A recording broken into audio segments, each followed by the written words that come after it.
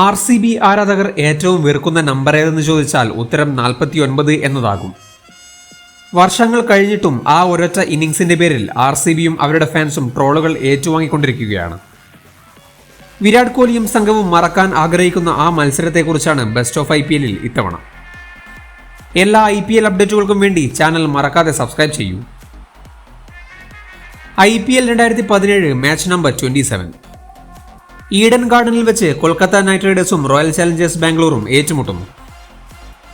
4 വർഷങ്ങൾക്ക് മുൻപ് ഇതേ ദിവസമായിരുന്നു IPL ചരിത്രത്തിലെ ഹയസ്റ്റ് ടോട്ടൽ RCB സ്വന്തം പേരിലാക്കിയത്. ഈ മാച്ചിൽ ടോസ് നേടിയ വിരാട് കോഹ്ലി KKRനെ ബാറ്റിംഗിന് അയച്ചു. എന്നും പഴി കേൾക്കാറുള്ള RCB ബോളേഴ്സ് നന്നായി തന്നെ പെർഫോം ചെയ്തു. 19.3 ഓവറിൽ വെറും 131 റൺസിന് KKR ഓൾ ഔട്ട്. പേസേഴ്സും സ്പിന്നേഴ്സും ഒരുപോലെ മികച്ചു നിന്നു.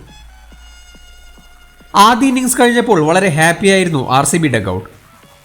ബാറ്റിംഗ് നിരയിലേക്ക് കഴിഞ്ഞ മത്സരം കളിക്കാത്ത ABD തിരിച്ചെത്തുകൂടി ചെയ്തിരുന്നു. ഇന്നിംഗ്സിലെ 3-ാം പന്തിൽ വിരാട് കോഹ്ലി പുറത്തായതോടെ KKR ക്യാമ്പ് ഒന്നുണർന്നു. അടുത്ത ഓവറിൽ മന്ദീപ് സിംഗും പുറത്ത്. 2 ബൗണ്ടറിയോടെ തുടങ്ങിയ AB ഡിവിലിയേഴ്സിനെ കോൾട്ടനയിൽ മടക്കിയപ്പോൾ RCB ശരിക്കും സമ്മർദ്ദത്തിലായി.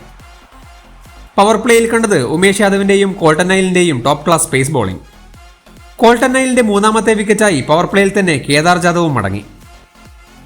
6 ഓവറിന് ശേഷം ഗൗതം ഗംഭീറിന്റെ വക ആദ്യ bowling change. Chris Woakes into the attack.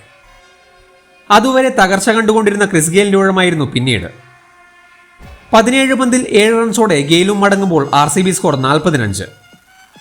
എല്ലാ തകർച്ചകളിലും മുഖം രക്ഷിക്കുന്ന ഒരു കൂട്ടുകെട്ട് കാണാറുണ്ട്.